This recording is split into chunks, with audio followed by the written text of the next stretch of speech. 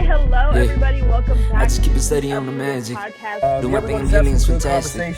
If I fall, rise automatic. You ain't know now, you know. I'm the one raise myself like a tree from the roots. West side girl, cause she lit in the coast. East side girl when she speaks to the roots. Stay 100 cause she on with the truth. Been there on struggle, know that it pass. Only going up, yeah, the pain don't last. Ooh, take off. Ooh, take off. Ooh, take off. This is take off. Shorty like Brandy, fight like Monica. What you know about her? Baby girl rising, way to the top. Shaking the world, don't expect her to stop. Purpose so great, she get what she got. Follow her step, cause she following God. What you need more, got a heart full of gold. Even at times when it's raining and cold. Ooh, she bout take off. Ooh, she bout. All right, everybody, welcome back to the Uprooted Podcast. It's your girl, Hannah, aka Ruta. And today I am joined by amazing women that are global. And we are all here for the same cause, the war on Tigray that has touched us all personally, and everyone is contributing in their own way. So this episode is really to highlight just the women of the movement, the things that happen behind the scenes that not everyone's privy to. And the genius, really, the resiliency, the drive of all of these ladies. Every single one of you inspire me, and I wanted to share that with the larger audience. I think that we don't get enough shine. We don't take enough shine, not even get. We don't even take it because we don't ask for it. So I wanted to make sure I spent some time doing that with everyone today. So ladies, if you can, I'm gonna go around, have you guys introduce yourselves to the people, and also if you can include what was your life like the pre-war, you know what I mean? What were you doing before all of this? Because everyone is busy, everyone is moving, everybody got things going on, and somehow, some way, we are making time to be there and show up for our people. So and don't forget to tell people where you're from. So I'm gonna start with the beautiful Miss Feben. Got the nice little blue on, you know, she got a whole vibe over here. So if you want to tell the people who you are. Hi guys, my name is Feben or Febu. I'm from Ottawa, Canada. Before this war, I was a pediatric nurse. I guess I still do that here and there, but I've devoted all my time now to this war on Tigray and trying to raise awareness on what's happening back home. So yeah, that's me. Man, yeah, we talk about this all the time, but it still blows my mind that you're a whole ass nurse, like in a global pandemic. Yeah, it's so secondary to me now. I'm just like, oh yeah, I gotta go back to work and do this. Not my real job anymore. Hey, I'm right there behind you. Perfect, beautiful. And then we have the beautiful Miss Betty. Would you say Betty or do you say Betty? I say Betty. Okay. But I said Betty in high school, and like my t-shirt ended up being Betty, like Beddy. So now I'm like Betty. But yeah, so I'm Betty from Perth, Australia. Scorpio. No, I'm kidding. Before this war, I'd probably say I actually forgot life before the third. So I work in local government. And then I was also studying. So yeah. Now it's a second full-time job. And yeah, everything's about to go. Studying as in like you're on a degree path? Yeah, so I did my first degree and decided to go back. Don't ask me why, I regret it, but now I'm like too far in to like not finish. So girl, let's see how we do. I could flip my camera to my wall of achievement, and every time I look at it, like, why did you do all that? Like, yeah, no, I'm right there behind you. Okay, and I have the beautiful Miss Mahlet. Did I say that right? I feel like I say it, but then I'll be like second guessing myself. No, you're good. Yeah, you're right. Yeah, my name's Mahlet. Thank you so much for having me, Ruta. I'm from Charlotte, North Carolina. I'm a public health student at UNC Chapel Hill, and yeah, I mean that was my like school was basically kind of engulfed my life before the war. Doing it at home, of course we're in a pandemic, so online school, and then now very much engulfed and finding myself in spaces and circles where I'm around like brilliant, incredible women and just our community in general just coming together. It's really awesome. Hey, well, you said UNC Chapel Hill. I really just thought like you live in the epicenter of all of the mess that was this year in terms of not just the pandemic, but Black Lives Matter. Like, a lot of other stuff was going on. So the fact that you're still with us, girl, I am extremely, extremely impressed. Okay, like, impressed. Yeah, UNC's it's a great. I love it. I love it. I love Carolina, but it also has its various. It's not beyond criticism for sure. Man. Okay. I don't know what just happened to Abby. I'm gonna come back to her. So y'all just moved around again. My beautiful sister, Madi, you in the middle. Yes, I'm Mahadir, but I go by Madi, and I live in the U.S.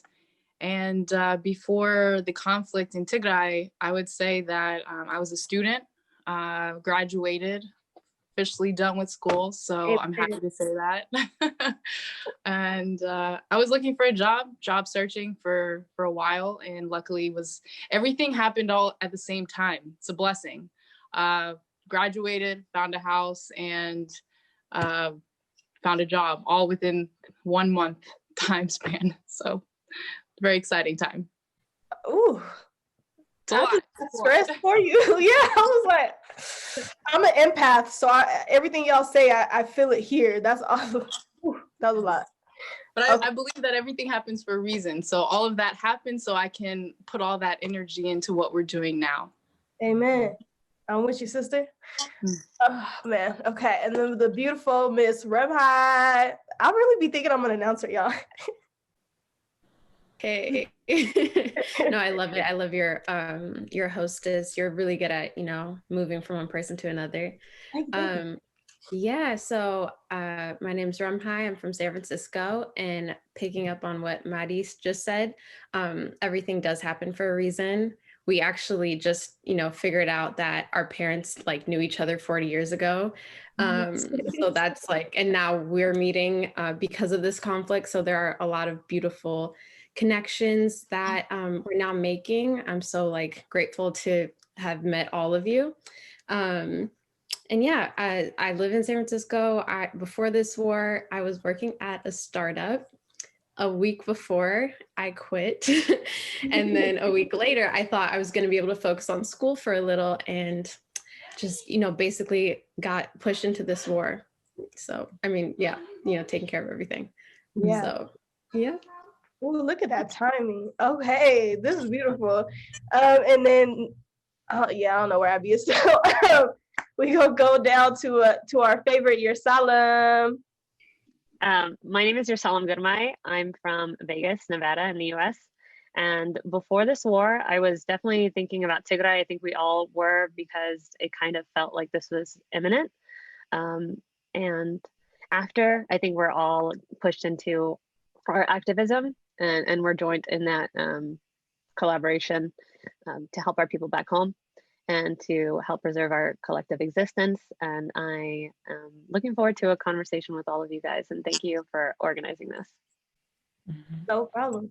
Abby, you back, girl? What's up? Where you at? Sorry, I had to grab something real quick.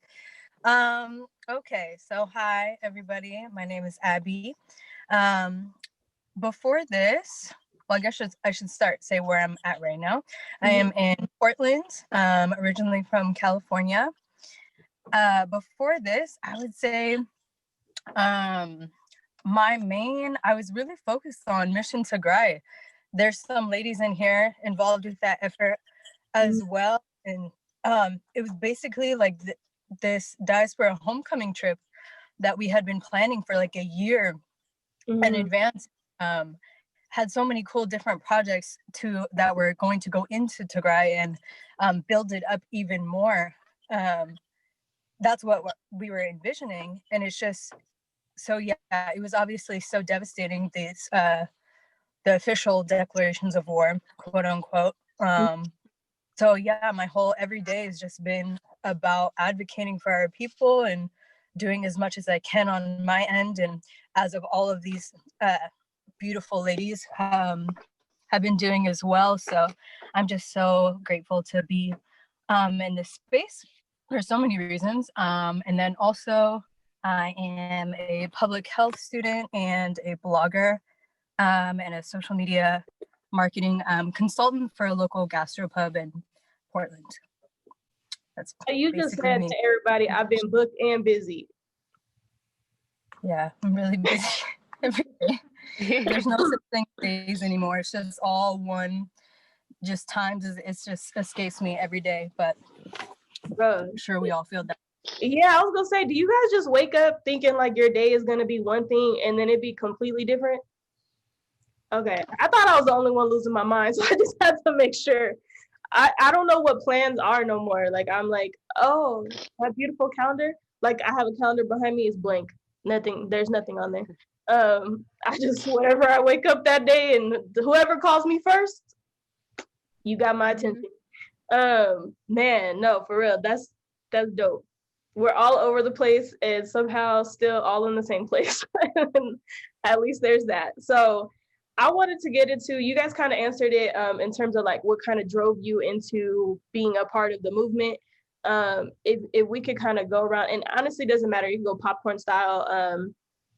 Like what role have you found yourself in during this time? How do you see yourself as being a part of the movement forward, and like what groups are you a part of already currently? Because we all know there's like 20 million groups doing things right now. So I wanted to take time to just think about like, you know, what is it like, you know, that we're actually doing? Because I think a lot of it is behind the scenes, so people miss it.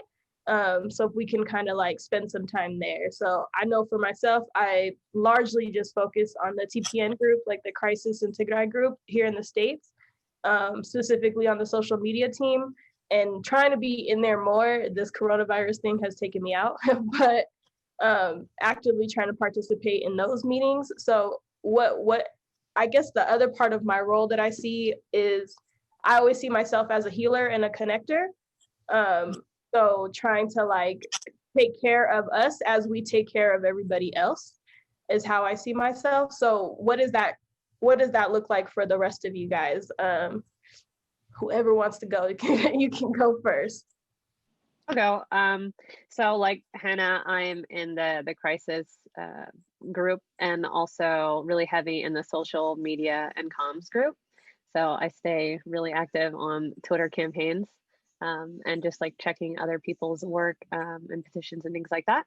And then I'm also heavily involved in the local Las Vegas community and kind of work as a liaison between like the older adults and the youth, and trying to connect things together. We just kind of planned our first like virtual protest and fundraiser and we raise awareness, but also to raise funds for the Health Professionals Network for Tigray back home.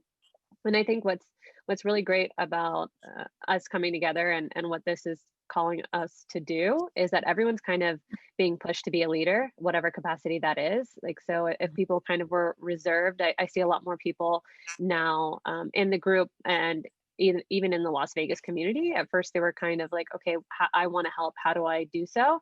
And now they're like actively like messaging other people saying like, okay, what can I do? What do you need me for? I have talents. And what we see across all Togato, especially even the women in this call, is that we're multifaceted and we have a lot of talents. We have a lot of things that we can offer. We're discovering a lot of things behind the scenes, like, okay, this person's an engineer, this person's a writer, how can we utilize their skills?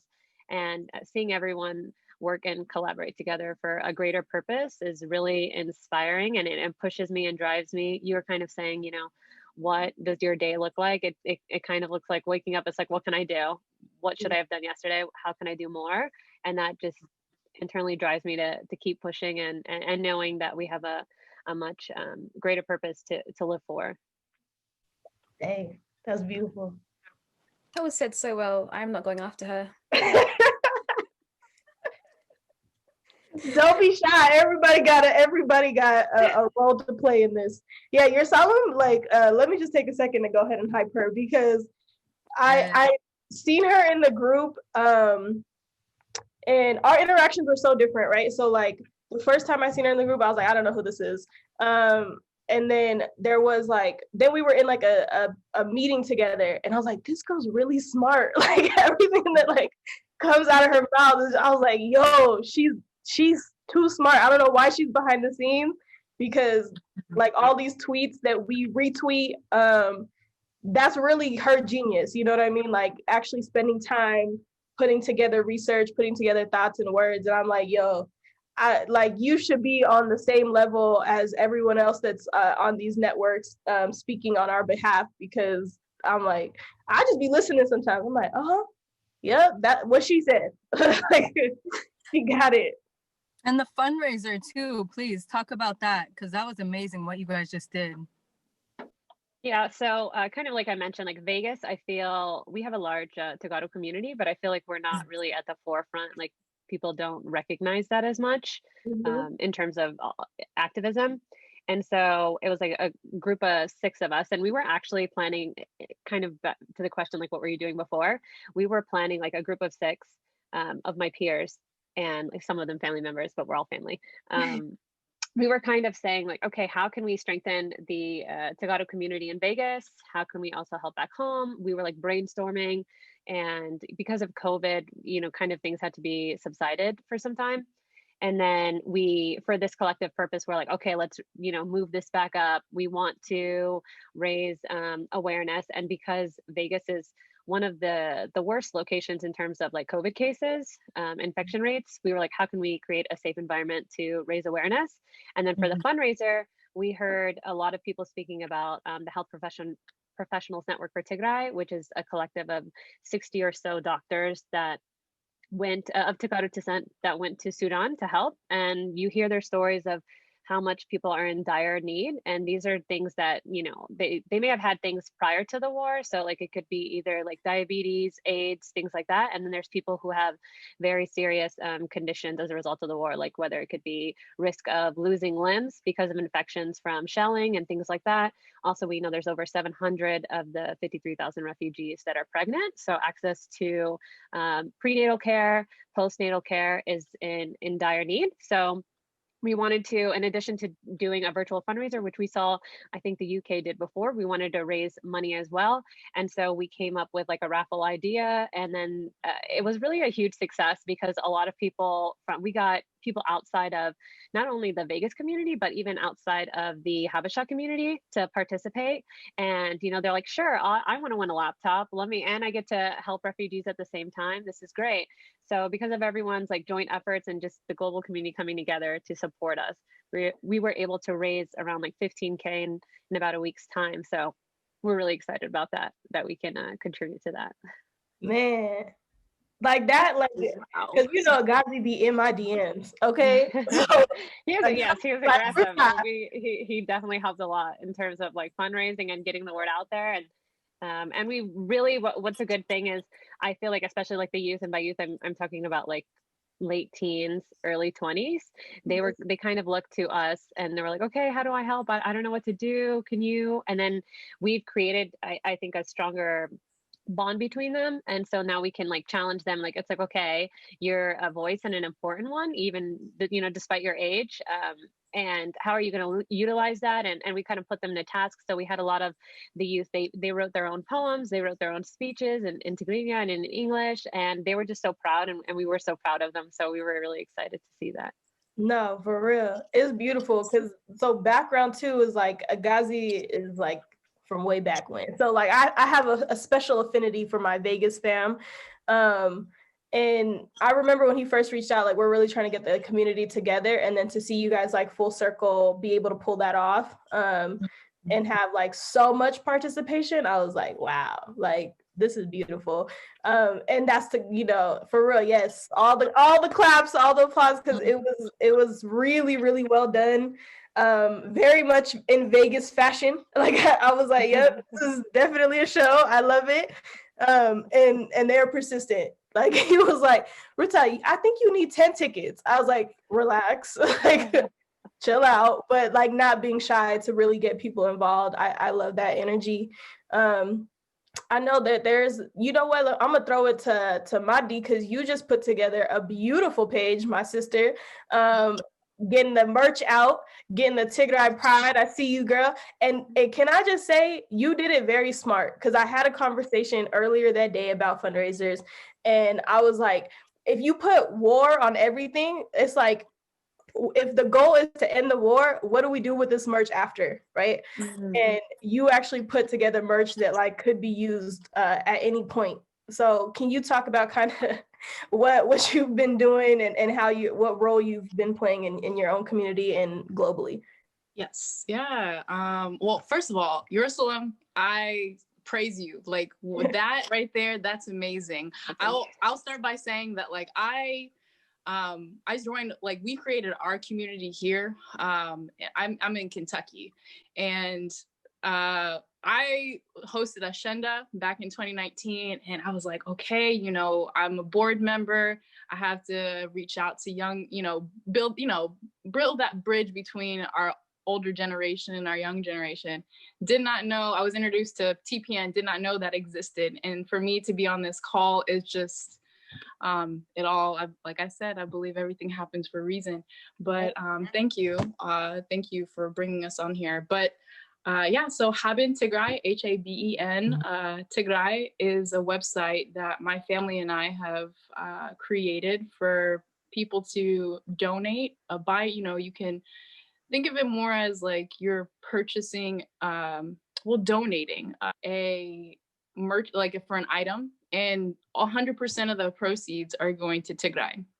And we're really just trying to find a way for people to be more involved, and for the merchant, like for the items that people are donating for, and keeping as a symbol of, uplifting the people of Tigray, is something that we want for everybody to wear every day. We're also willing to, if you have an idea, a design that you want to put on a shirt, we'll make it happen. We want to talk to the future, and we want to manifest, the war ending, and for the people of Tigray to rise up and prevail. So that's really what's driving us. And we're starting as a family. But we want to extend it to everybody. We want everybody to be encouraged to donate, however much it is. If there's not an item that's on there that you want on there, let us know, reach out to us. Or if you want to simply donate. And we will, 100% of the proceeds are going to Tigray. So we will guarantee that. And yeah, so, and any suggestions, please, reach out to me and reach out to my team, and we'll do the best that we can to provide for the people of Tigray and those that are suffering because of this conflict. Yeah. Can I tell you too, your megaphone videos give me life. Like, bro, can we just all, like, that's the, like, so you started following the podcast early, right? Before all the new people post-war that followed me, and she'd always send love in the DMs, and I don't know why people don't think I check them. I check them and I respond, right?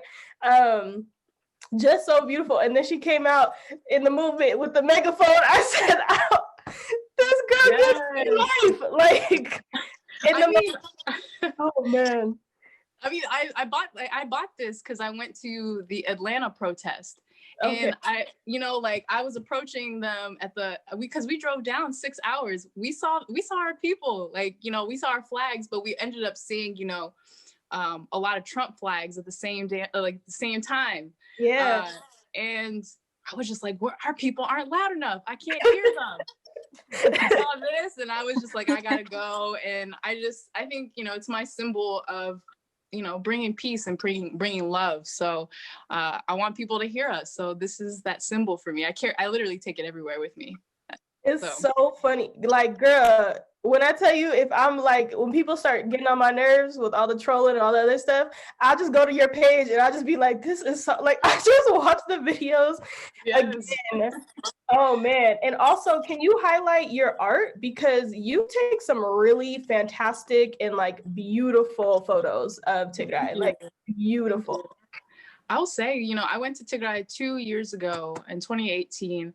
And I just started snapping photos of things that, like, I feel that just feels like home, because it had been a long time since I had been back. And I'll be honest with you all, this is like one of the first times I've even shown my photos. Like, I haven't shown anybody, like family, friends. So me posting this is like the first time anybody's seeing my photos.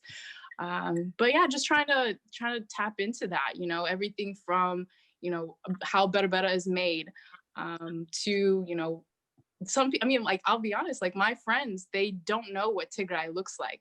People know of Ethiopia, but when you talk about Mekelle and like people have horse and carriages, they're just like, what world is that? And let me show you a picture. Let me show you what that looks like. I'm also a visual person, so I do better with pictures. So if that helps for other people to bring that, bring the beauty of Tigray, I'm happy to do that and post that for everybody to share.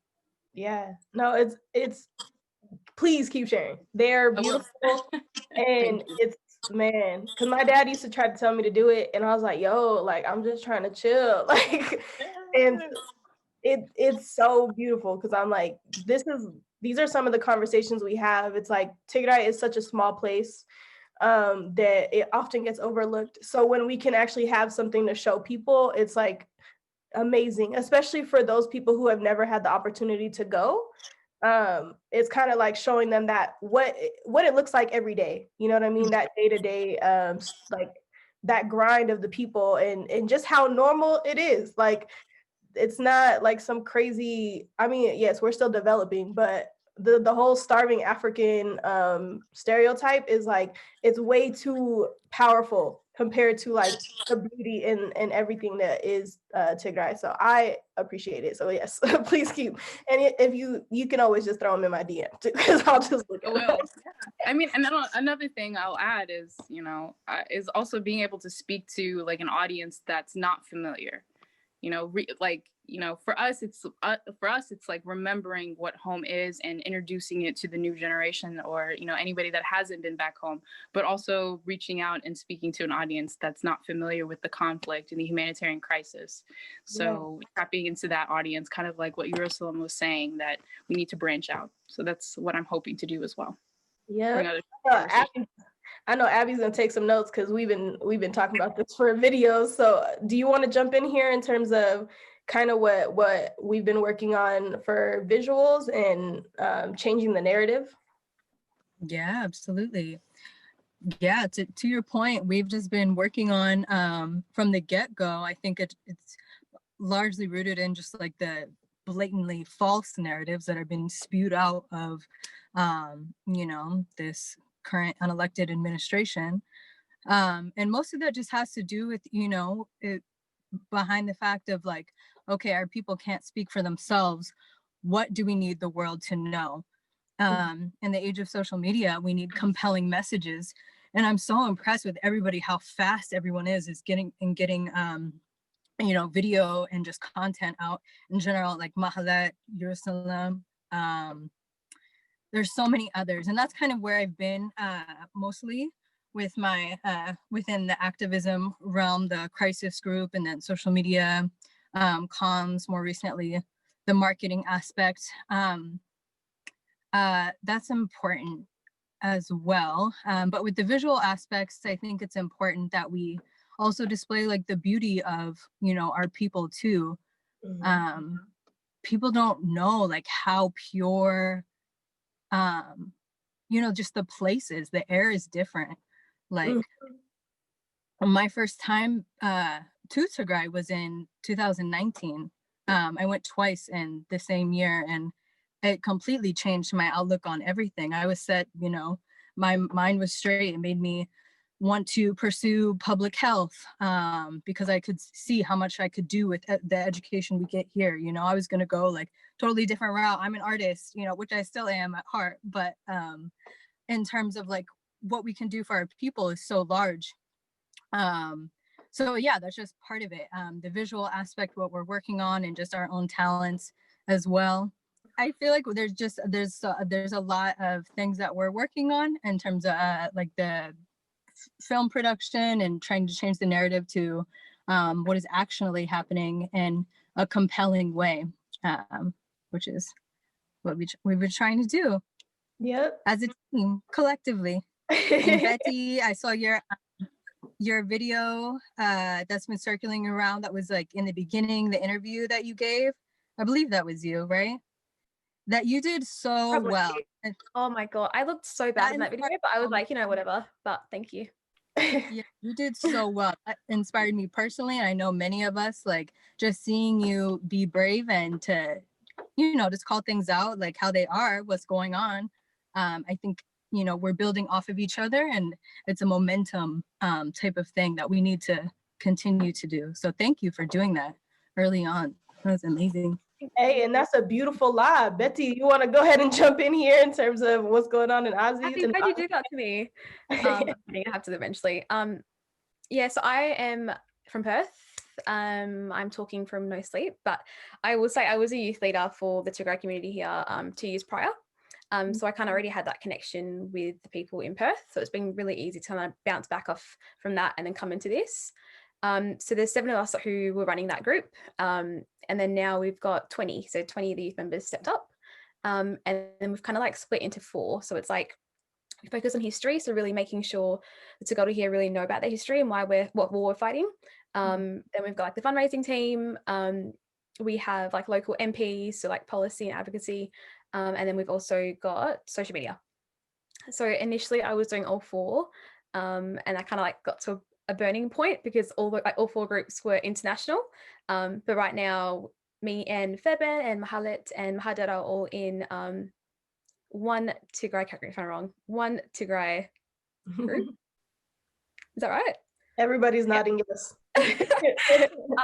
So we meet like once a week, or like once every 2 weeks. And then I'm in a social media group, and then we work close with like all the other cities in Australia and New Zealand. I think my biggest thing here is like educating the youth, but also bringing like empowerment. So we climbed a mountain quite similar to the one behind Jerusalem. Worst experience ever, but like once we got to the top, it was really good. And we got heaps of feedback from that, really empowering the youth. So it's just things like that we've been really focusing on. And then of course the humanitarian side of things. Yeah. You were a beautiful, loud voice for the people. It's also nice that you actually know what you're talking about. So I definitely appreciate like someone who actually takes the time not only to learn the history, but to share it and to do it so proudly, right? Because there's a lot of us, like I include myself in that I cannot go back and forth with you on history. I just can't do it. I don't know enough of it. I don't know it well enough. So for someone to take that on and to do that for the youth, because they are going to be the most essential, right? Like we need their help. So it's so good that you're taking that time to actually teach them so they can hopefully speak more intelligently too about the issues and not feel scared, right? Like I think a lot of people don't speak up because they don't know what to say. So actually giving them those resources is super, super important. So thank you for that. I'm still learning as well. Like I don't want to like start speaking saying I know everything. Because I was born and raised like elsewhere, but like I am really thankful for like the youth I do have. They're all like 2 of the guys are like 30 and 31, and I asked them a million questions. So I got to have like 2 years ahead of like asking questions. Yeah. That's beautiful. My girl Feben, you gotta hold it down for Canada. First of all, before I even get into myself, can I just really shout out Australia's creativity, because like their brain, it doesn't stop. One thing and they'll be like, yeah, we can do a campaign like this. Like they don't stop. Like I'm so inspired by you guys, honestly. Like most to all of you guys are so creative. I don't have a creative bone in my body, so when I hear these things, I'm like, yeah, that's a great idea. So shout out to you guys. But yes, yeah. So yeah, I'm part of so I'm from Ottawa and in Canada, and I was a part of, or it's still a group, the Ottawa committee for our protest team and other events that we'll have, like our candlelight vigil, that type of thing. Also a part of our Ottawa Women's Association, which was fundraising to raise money for the Sudanese refugees. We've raised over $20,000 now. Hey. Yeah, they did really well. You see how she tried to just skip right over there? Girl, you know, take a hard pause, okay? 20K is a lot of money. Yeah, we've done really well here. I'm really proud of our community in Ottawa. And then from that, I don't know, I kind of just became like a bridge for the Canadian face. I feel like, I don't know, I get so many DMs nowadays, just like, oh, you're from Canada. Like, can you link me to this? So that's been happening a lot. We created a a group me, Canadians for Tigray, and our team is like really small. So I mean, we have 40 people and Canada's huge. There's a lot of Tagarus there. So hopefully when people watch this and if they're interested and they're Canadian, you can always send us an email to canadiansfortigray@gmail.com and just send your phone number. We'll add you to that group so we can get bigger. But yeah, we have a team just to contact our MPs, a media team, so we can contact media outlets just to tell our story. Oh yes, I recently joined the Tigray Health Professionals Network. It's doctors, nurses, pharmacists, a whole bunch of different. It's a big umbrella. So shout out to Las Vegas for raising all that money for that GoFundMe. It was really amazing. I tuned into the fundraiser. It was a lot of fun. Yeah, I think that's oh, and then the one Tigray that Betty said. So and there's a lot of great minds. There's a lot of amazing things going to come out of that group. Mahader and Betty and I and Samuel, we're going to be working on a new website, One Tigray, that's going to come out soon. It's going to be a centralized website for so many, like kind of your one-stop shop. That's the vision I see it going in. Yeah. Hey, I love it. You know why I really love it? Because like all y'all saying all this stuff, I'm like, yes, I didn't have to do it. Like I no, for real. Like I say that jokingly, but it's so amazing when there's like, because I know y'all have been part of groups, you know, group projects, and you the one carrying the team, you know, because everybody else just kind of slacks off and doesn't do their job. But like what everybody has just said is that you do your job and you do it exceedingly well. So that means that I can sit here sick and not worry because I know that my sisters got it, you know, like y'all got it. I can rest, I can like tap out, get better, come back. And it's like, all right, how do I help? You know? So yeah, we need you to get better. Yeah. Girl, yes. Yes, definitely. Can I also just correct myself and say that Remhai is also part of our group? Yes. Everyone was talking. I was like, "Oh my There's god!" so many people. Like I feel like it's almost everybody. No, but you're like here. one of our main faces. Don't just ignore me. It really Go ahead. That was a beautiful live. Do you want to jump in, Remhai, and plug everything? Yeah. So, like Betty said, there's the One Tigray group that is doing really great work, and I think it connects like a lot of different global parts. You know, something I'm like really interested in and been working on is learning about how we can, you know, build towards supporting Tigray for the long run, but also short term. So, you know, we're looking at ways to fundraise. We're looking at, you know, improvements we can make with that. And that's something we talked about. Taking those things into consideration is super important to all of us.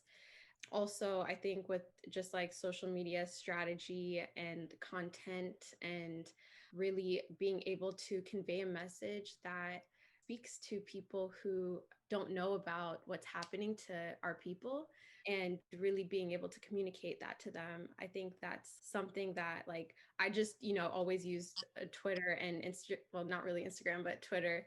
And I feel like all of the years using Twitter really like helped me figure out how to like communicate like in a really human way. And yeah, and that's why I want to kind of utilize that knowledge of using Twitter too much to help people like, you know, see what's happening and understand and feel connected to the people because, you know, they all mean so much to us.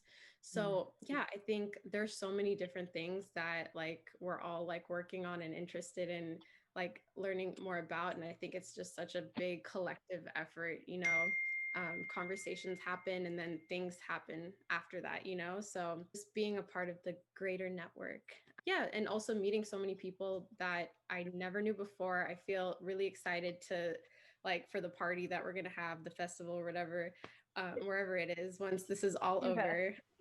Like I feel like I can go to Australia, I feel like I can go to Europe, I can go to Canada, and you know, we have like family everywhere. So super cool.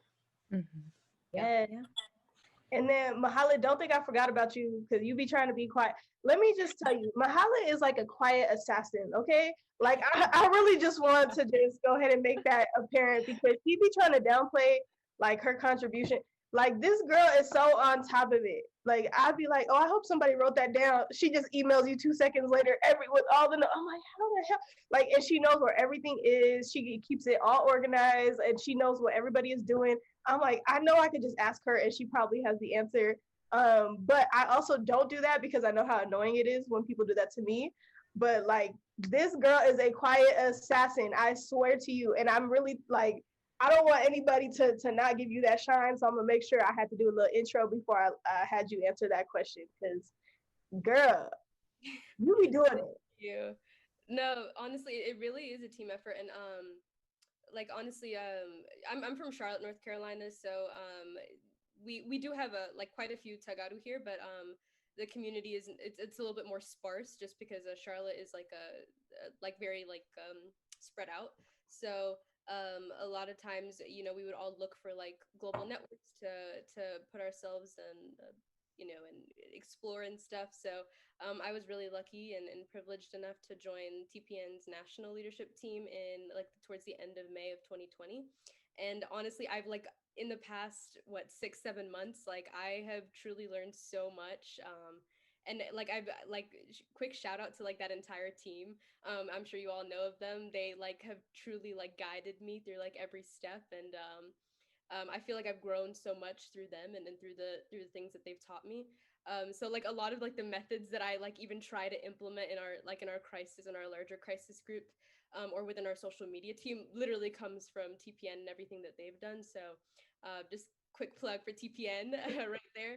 And yeah, so through things like our Ashenda fundraiser, which really also I had to take a step back and really see that women, the empowerment that we're really seeing of our women throughout our empowerment series, through our social media, through our guayla, that was really an eye-opening cultural thing for me to see, and for me to delve into and explore. And then trying to build off of that and amplify my voice and amplify the voices of women around me.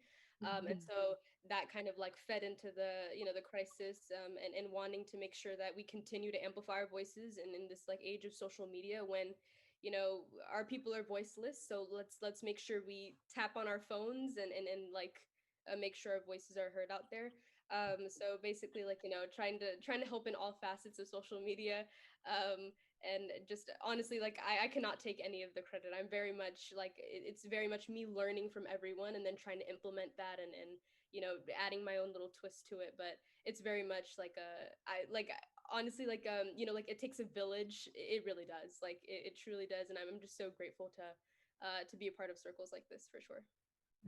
I love the whole humbleness, but girl, I know, I'm girl, no, she really be putting in work. You and Aksum, right? I think it was that really took the onus of putting together the link tree with all the resources that everybody has in their bio, that helped all the other communities also get organized around how do you even put this stuff together. So can you talk about that? Because that is in everyone's bio and they need to know the brains and the beauty behind that, because that was essential in getting us organized quickly. It's actually really funny. That was a very much a last minute thing. And I want to quickly shout out our TPN DMV girls, Luam, Saron, and Gennet. They were the ones who really, if y'all remember that first infographic, the what's happening in northern Ethiopia, Tigray infographic, that was one of the first ones that kind of took off. That was very much their work, and all of us kind of collaborating together.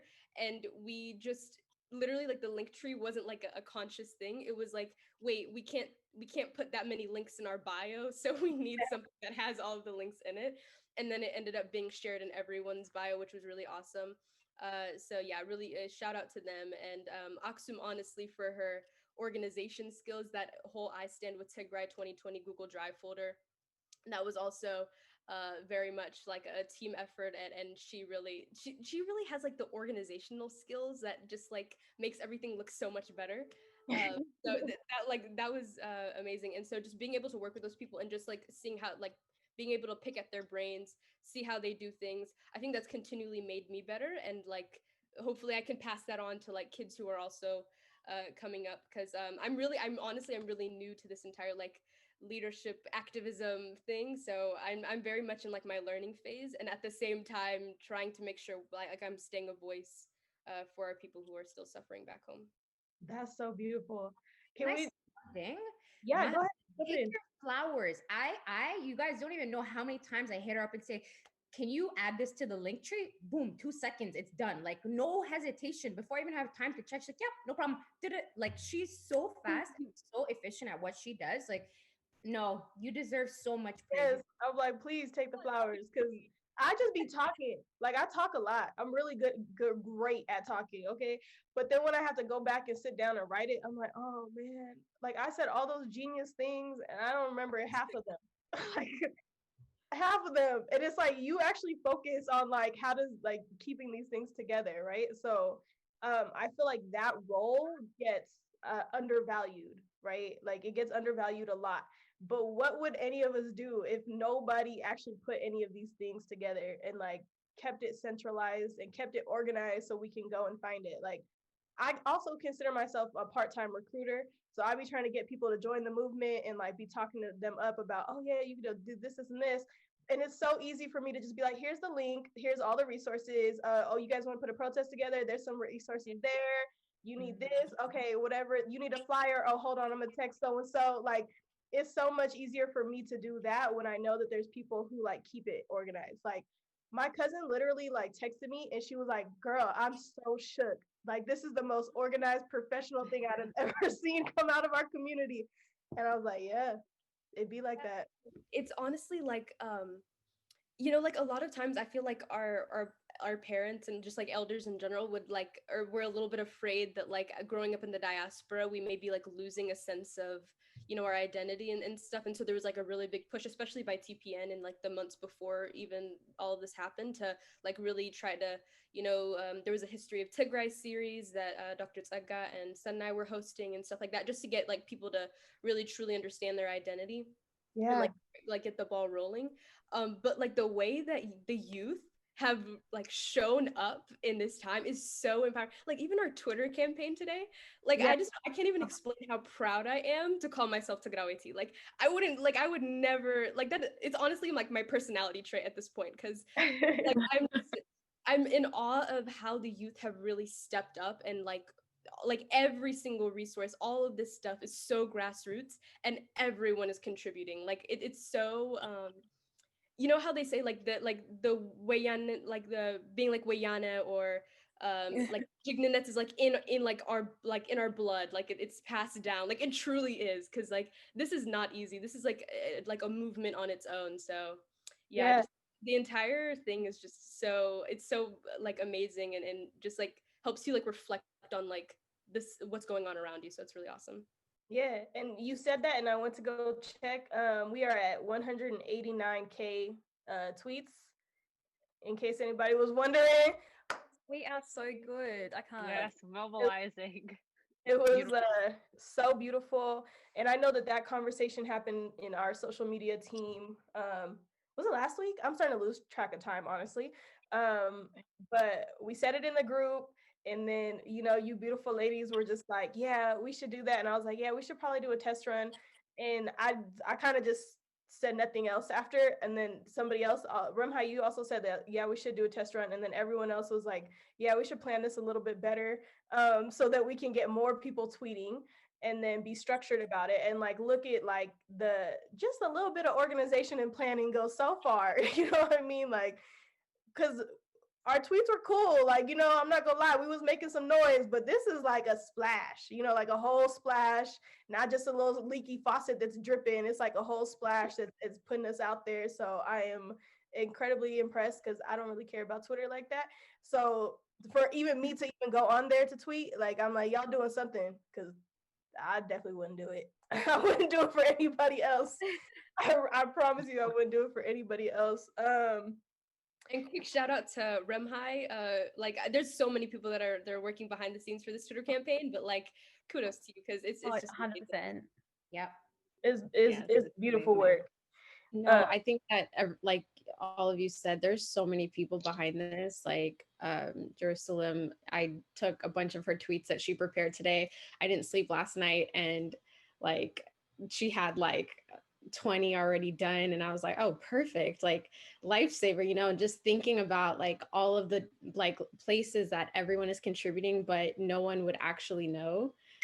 It's a, you know, it's pretty big. So yeah, it's definitely a global effort. And I think it's really amazing. Like, it's so inspiring. Like, it really just, like, I couldn't even sleep if I wanted to yesterday because I was just so excited. Yeah, I mean, I couldn't either, but it was for different reasons. I was just sick. But yeah, nah, I promise you, as soon as I get off of this, I'm knocking right back out. I kind of wanted us to shift towards closing, and so I was thinking of, you know, we're talking about a lot of the things that we're building. A lot of you had mentioned even before this, you were already thinking of Tigray, right? You were already thinking of ways that you can help and kind of build a legacy. Now we're going to have to do a lot of rebuilding, you know, but I don't think the intention really changes, right? We want to see a prosperous Tigray. We want to see our people doing amazing and you know, get some damn peace. Like, you know what I mean? Like, I think is well deserved at this point. I think the rest of us are over constantly having to fight other people's wars. So this is like a two-parter. So you can answer whichever question makes the most sense to you, right? Talking about the historical role that women play in the culture, right? I often tell people women are the carriers of the culture, okay? Y'all men, y'all don't do it. We do all of it. Like, when it comes to keeping the culture alive and maintaining it, you know, from the smallest details to just think about our weddings, right? Matching dresses, getting our hair. We got all these symbols that we keep a part of the culture. We raise the children. You know, I mean, I still have some qualms about that. The feminist in me feels the type of way, but we carry a lot of that burden, right? And we're going to still carry a lot of that burden when it comes to rebuilding, because we still have to do all the healing and nurturing of everyone coming out of the war. So kind of thinking about that, like the historical role that women play in our community, in our culture, like, where do you see that kind of going? And then how do you want to like build into that legacy for the future generations of Tagaros? I know that was kind of a big question. So answer whichever part makes sense to you. No, I mean, no, it's a great question. Like, I think for me, especially now, we really have to align ourselves with our Tigray identity, you know? So like speaking our language, really keeping it, keeping everything Tigray oriented. In terms of rebuilding Tigray, I think what where I'm going to focus once we get to that is going to probably be more healthcare, building back up the healthcare and hospitals and clinics and stuff like that, just because that's my background and I have like a special interest in that type of thing. But it's going to be fundraising on fundraising on fundraising on fundraising. Like, our pockets got to go all the way to Tigray, because they're going to need so much money in terms of rebuilding schools, churches, mosques, whatever, hospitals, this, that, banks. You think of it, they're going to need to rebuild it. So it's going to be a lot of strategizing and organizing and how we can fundraise. I think a lot of our future is going to be based in fundraising to raise money, basically. That's big facts. I also want to throw in, once I'm, you know, a little bit better, I want us to really start thinking strategically about fundraising outside of our community, because we're also responsible for our families, right? Like, we also are thinking about, like, how many of our parents grew up and everything they sent was to their families, right? Like, everything. So it gets really hard to live here or wherever you live outside of the country and then to take care of your family there as well. And that's such a heavy burden that kind of burns you out at some point. So like, also thinking of like, how are we fundraising outside of our community for our community? Like, there's so many NGOs and nonprofits that they're not asking like just to raise money within their communities, right? Like, there's so many government grants and all these different ways that we can get funds that don't also put an extra burden on our people, that I'm like hope that I can like help us get to, and also helping like the local communities like actually function better so that they can provide resources for the people on the ground here. Because think about it, like we were refugees and all of us ended up in all these different places, you know what I mean? And thankfully we have internet so we can connect. But imagine if our communities were like 10 times stronger. Like the people who are leaving Adi will have somewhere to come and we'll have the resources to help them get like set up where we didn't have those resources, if that makes sense. So I'm always thinking of like, I don't want to reinvent the wheel. I just want to make it better. For sure.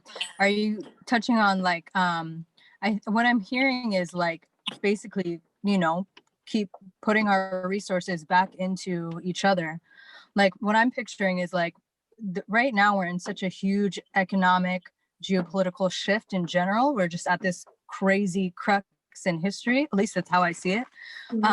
So we have seen an enormous amount of, billionaires, the elite, gaining a lot of money, a lot of wealth, and a lot of local businesses, even though, the majority of businesses in the US, just for example, are sole proprietorships, it's the corporations who make tremendously more.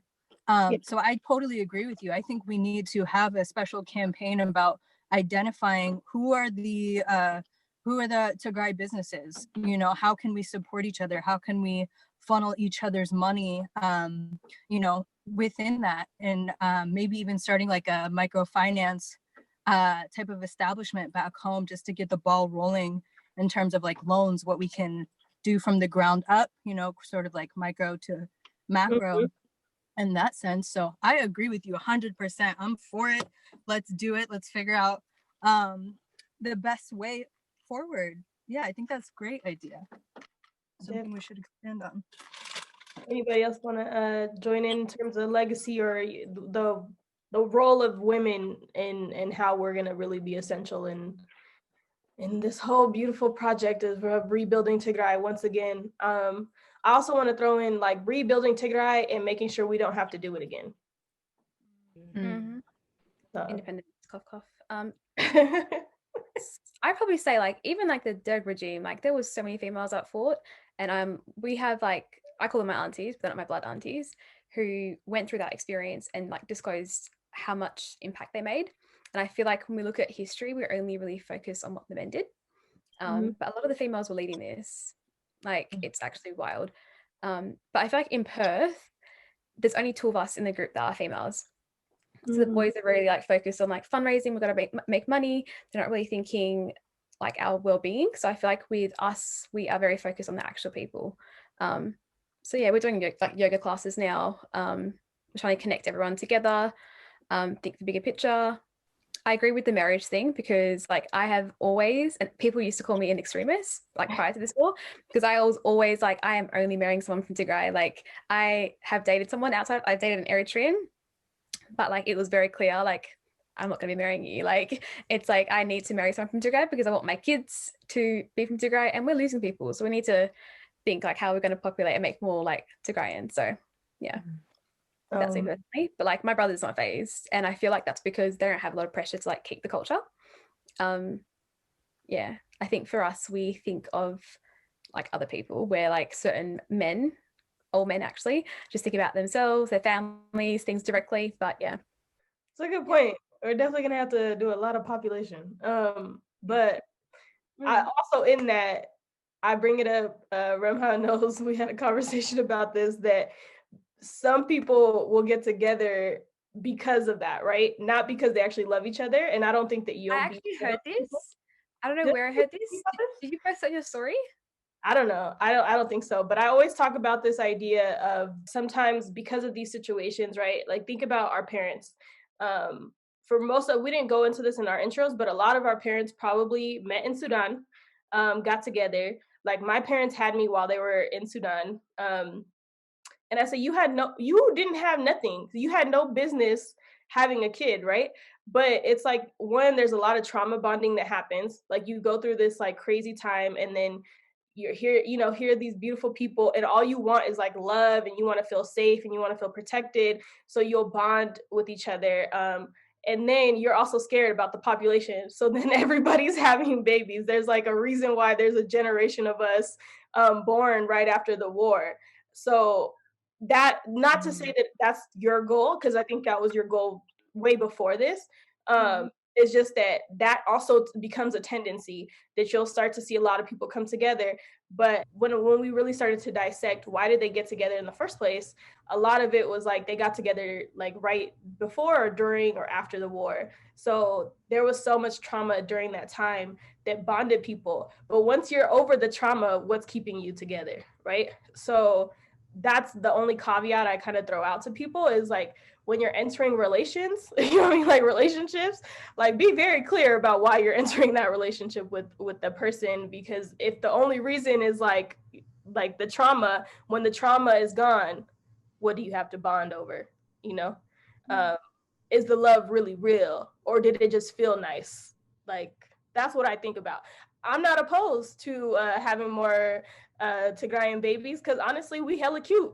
You know what I'm saying? Like, they be looking like straight bambula. I'd be like, wow, like look at this cute little baby, big old eyes, you know, beautiful cheekbones, like, you know, all this. So I'm not opposed to it at all. But as someone who studies psychology, I also don't want to have to help you with marriage counseling later because you had no business marrying that person. But yes, I did my undergrad in psychology and my master's in organizational leadership. So I'll hit you up afterwards. Yeah. Also, like, but even like culture though, like aside from like trauma, it's always been like a contract. Like, how can my family benefit from marrying your family? It's never been about like A and B or wife and husband. So I think regardless if it feels like trauma or anything, we've always seen marriage, like it's never been about the two people. Yeah.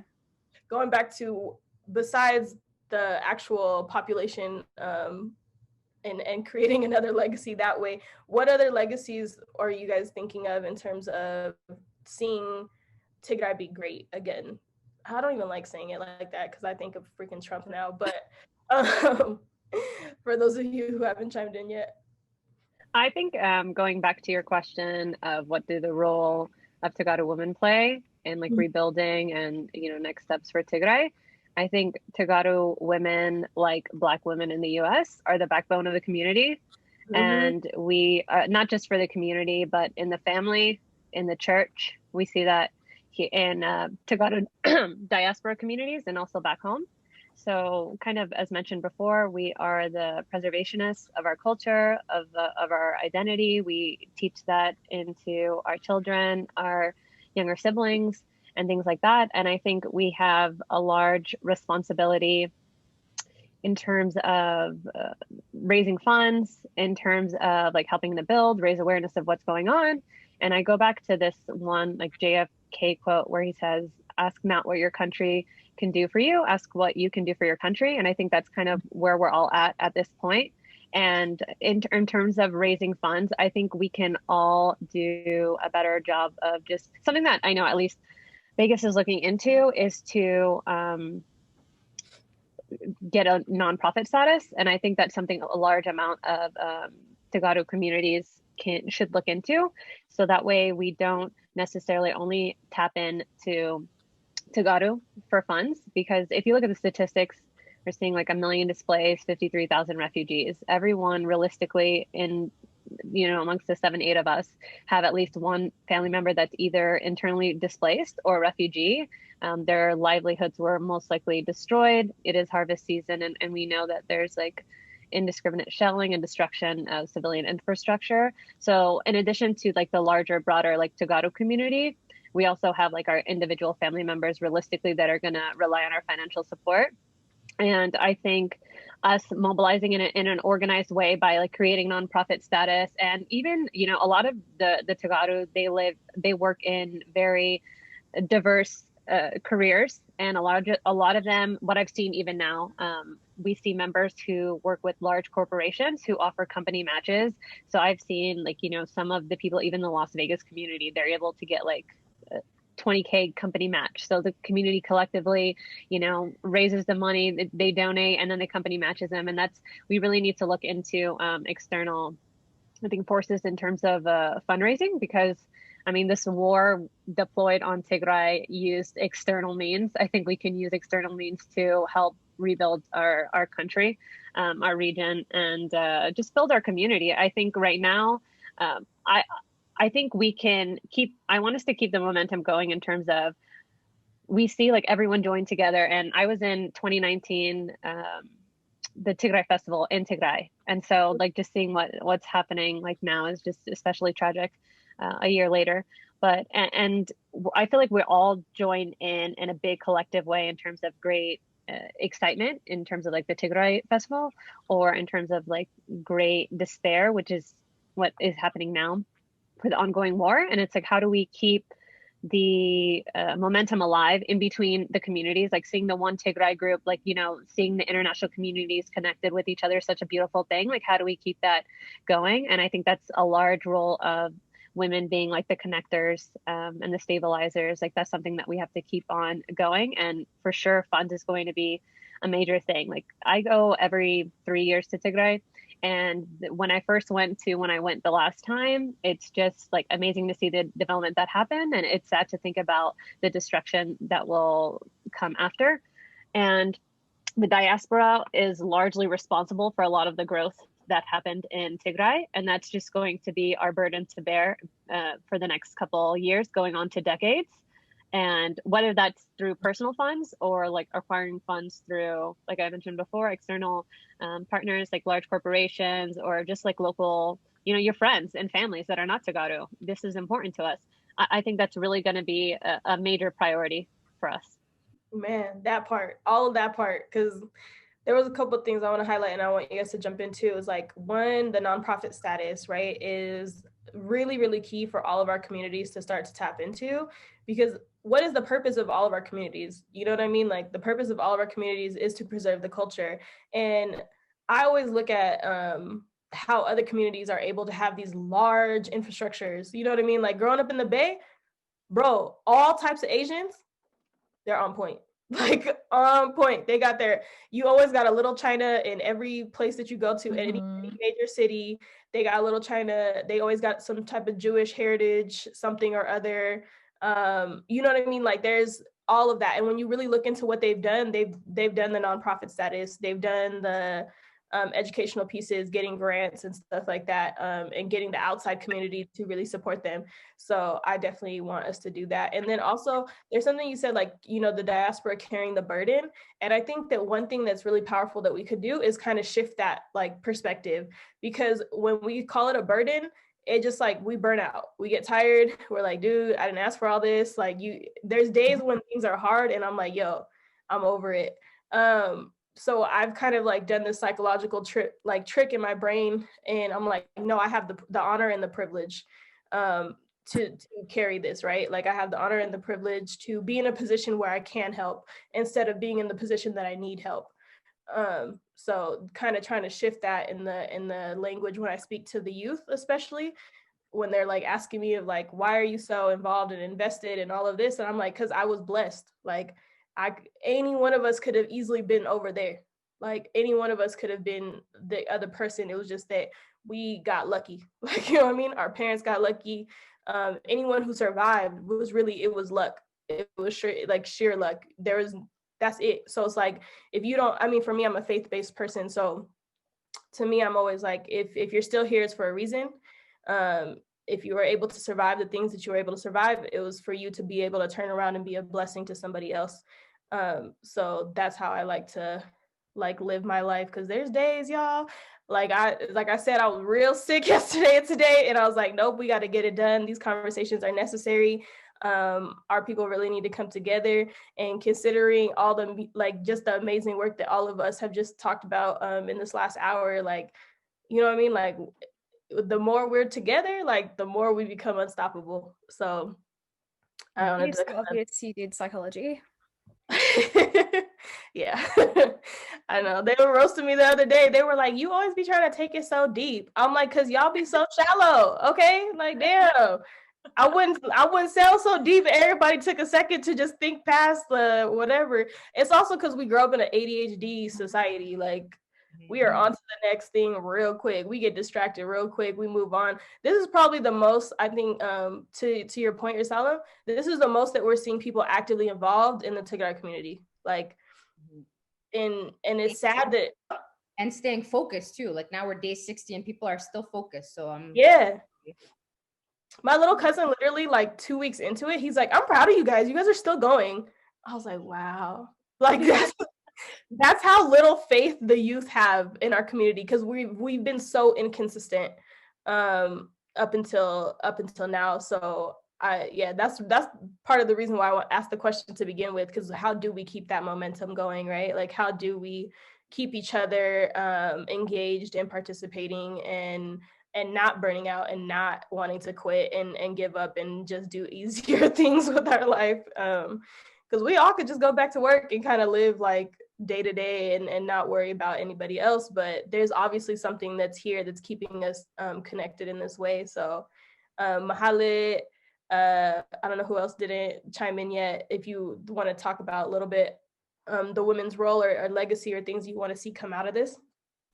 Definitely, yeah. So I just want to allude really quick to that like amazing live with Humans of Tigray and the two girls that, you know, visited Tigray and then, you know, shared their journey of trying to get out. And like one of the things that really struck me, and like this is nothing new, we know this, but just like hearing it from them and the way they were explaining the resilience of the women there and like the fearlessness, the unapologetic, I like knowing their identity and feeling so unapologetic about it. And knowing that, you know, like there's no question about it. So I think and their call to action to, you know, resemble that in our own community here. If our mothers, if our backbone in Tigray can do that as they're suffering, then there's no reason why we can't do that here. And then also Beti was also in that same live as well with Moose, I think, and you guys were kind of like addressing the whole sustainability issue. I think one thing we've really learned is we have to lean on each other as Tagaru.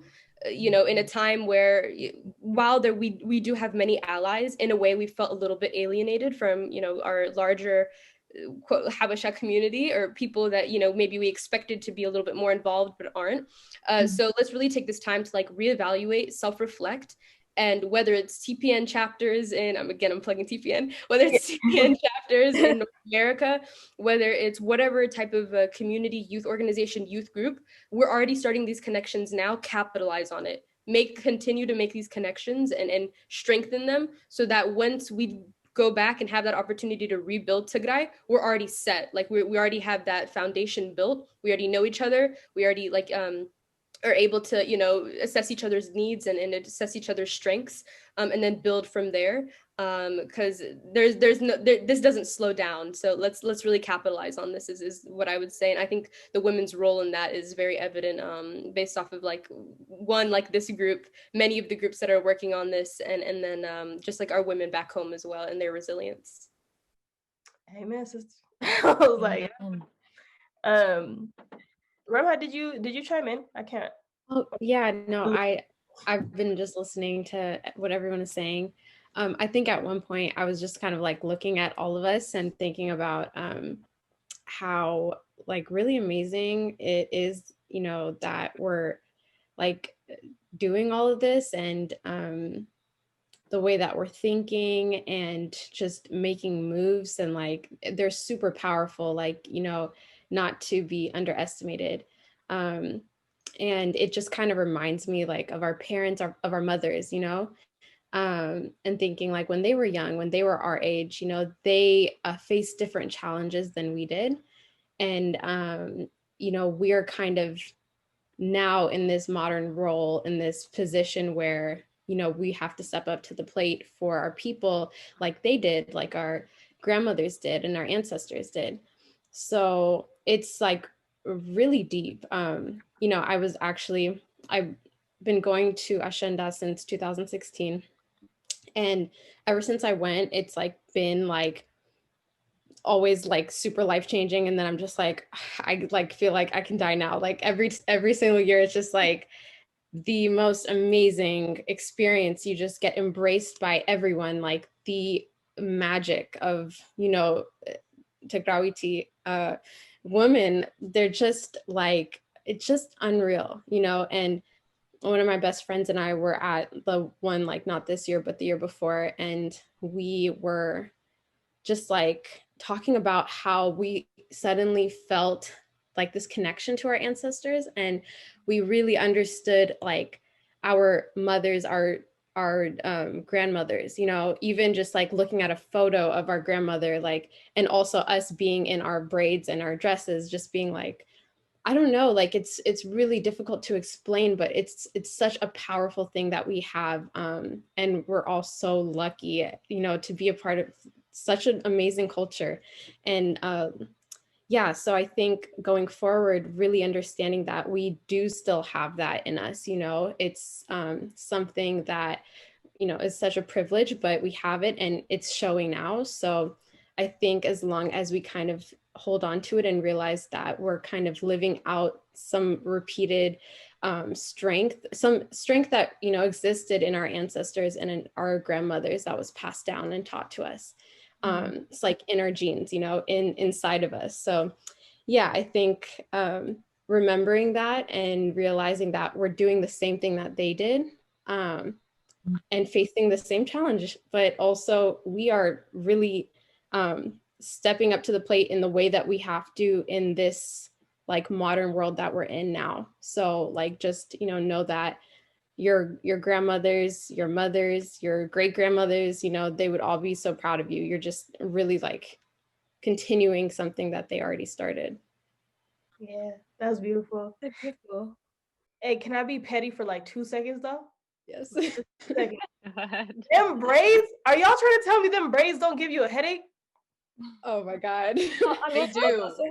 Yes. My head was hurting for 2 days. Oh, the 1 year that I stayed for Ashenda, like my grandma was sick, right? So, and I'm like anti anything that hurts, right? I'm tenderheaded. I'm not with it. Like, you know, I'm about to manifest this right now. I need them to get them Albaso wigs like on point. I need a lace front. No, but they don't look good. I need it to look like these lace fronts do. Like, I told you, I need it to look like A1. Like, I want you to think it's really my hair, because, you know, if we could get these lace fronts going, we could get these lace front braids going too. You know what I'm saying? Like, I'm manifesting that into our lives, because them braids hurt, okay? And they be taking all your edges. So I'm just It really did. Like, really, that's a whole different kind of hustle. Like, we should talk about that. No, I literally only did it the 1 year for my grandma.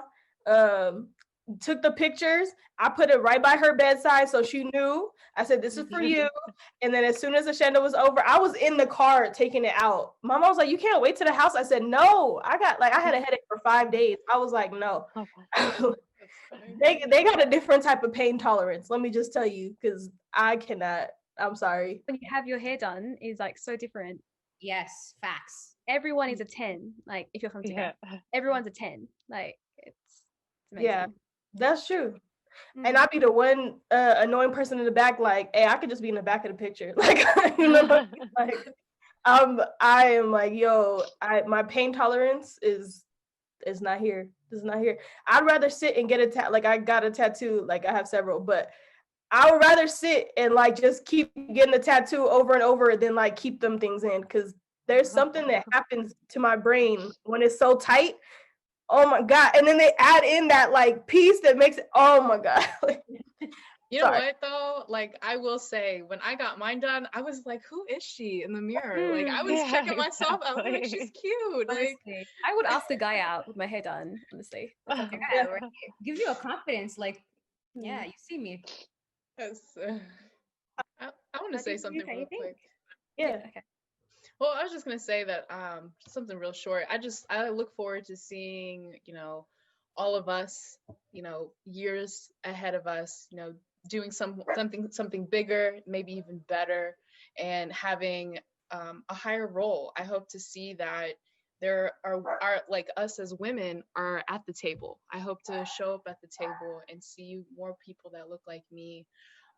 And from honestly, I will say that all of you fuel me.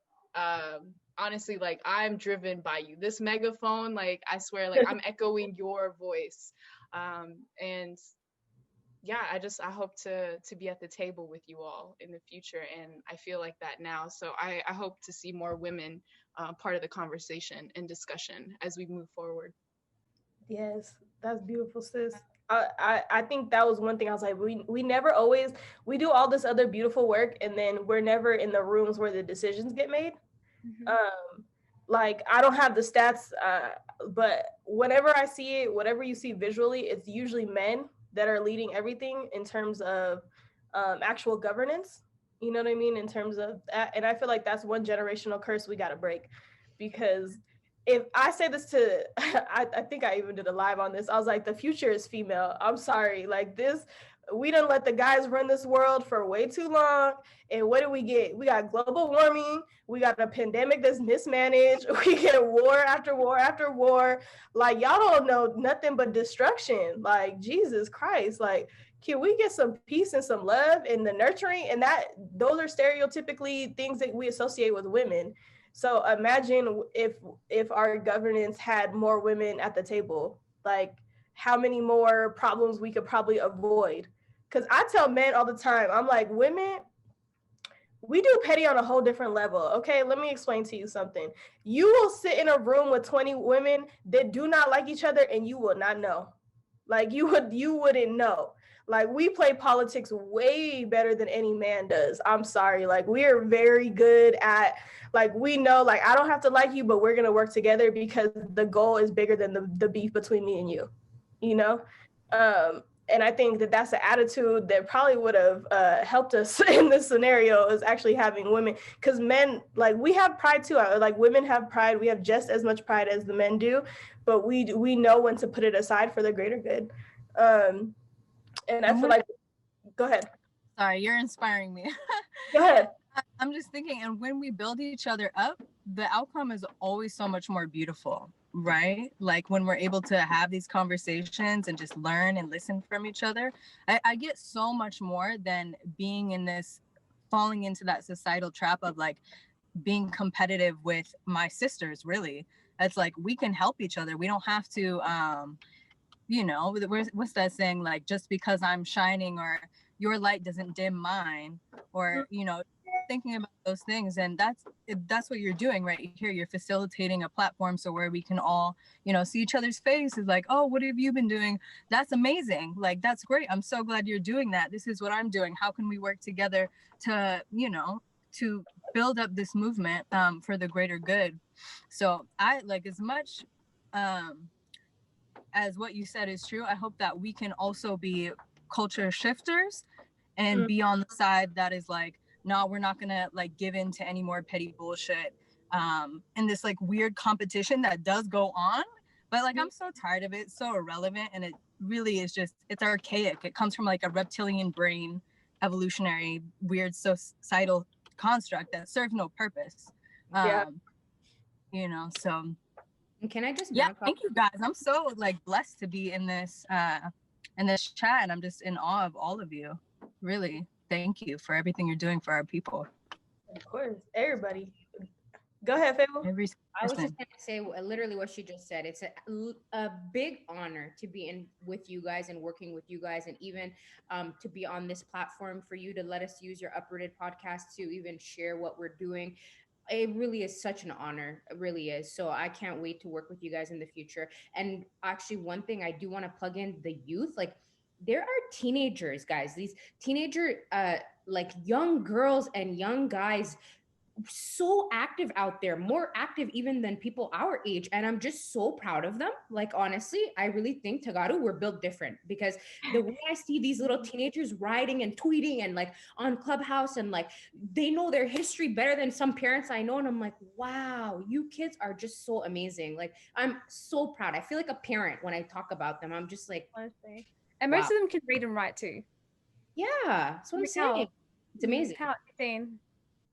It's almost like kind of give them the tools and get out of their way, right? Like, they know what they're doing. It's like, I'm more here as a resource, as an advice person. It's like, yes, that's a great idea.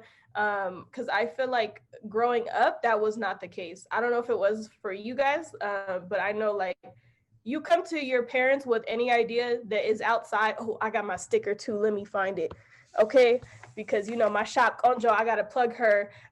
Anytime you fall out of this, if it's not doctor, lawyer, engineer, our parents were not supporting it, okay? Like, they were not. Like, if you had ideas outside of what they thought was useful, like, it was not getting encouraged. And you know what I tell them too? I say, you're such a great troll. Can you be a troll for Tigray? Can you do that? Can you go be a troll and be on on the socials, tweeting and stuff? And they're like, no problem. You give them the right information at least, and they'll go ham.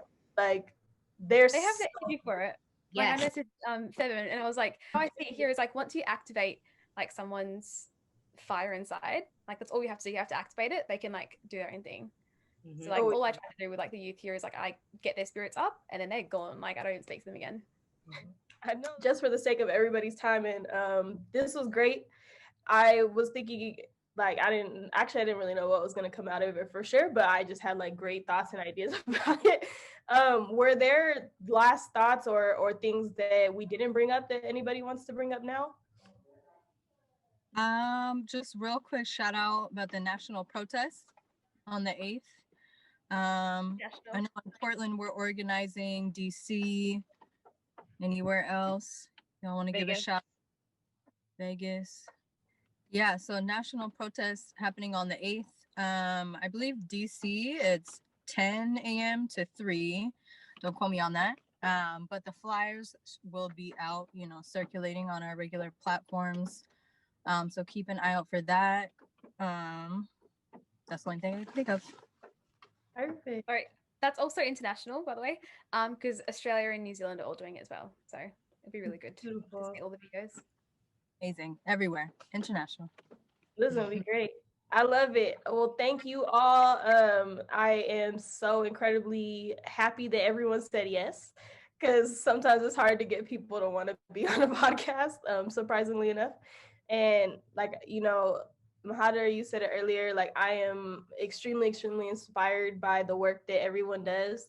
And I'm just like, I love us. I love us. I love seeing us. I love that we're in every different group imaginable that's doing work. It's like, y'all probably are in 5 other ones that probably are not even mentioned here. And that's it. I just want us to walk in love, to be love, and to really be the future that breaks this curse. Like, I really don't want to raise another generation. I know our parents didn't, but I think that we are all equipped. We all have been blessed enough to get the education and knowledge, and to live a decent life. You know what I mean? Like, I'm sure we all have been through like traumatic things here and there. But by and large, right, like, our parents were able to provide for us and create something different than they weren't able to have. So I'm hoping that we're really the generation that can finally break that, can finally see where. Yes. We will. Right. I gotta manifest. I gotta speak it as if it already exists. So we will be that generation that breaks that curse. We will be that generation that raises intelligent human beings that are fully capable of being and doing whatever it is that they put their hearts and minds to. And it's Tigray to the death of us. That's right. Yeah. I just keep it steady on the magic.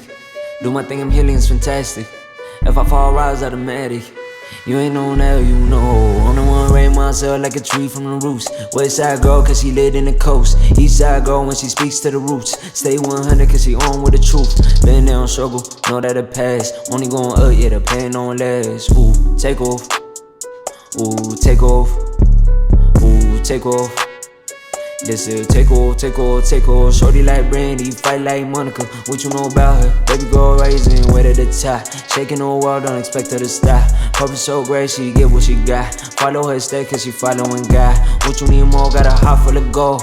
Even at times when it's raining and cold. Ooh, she bout take off.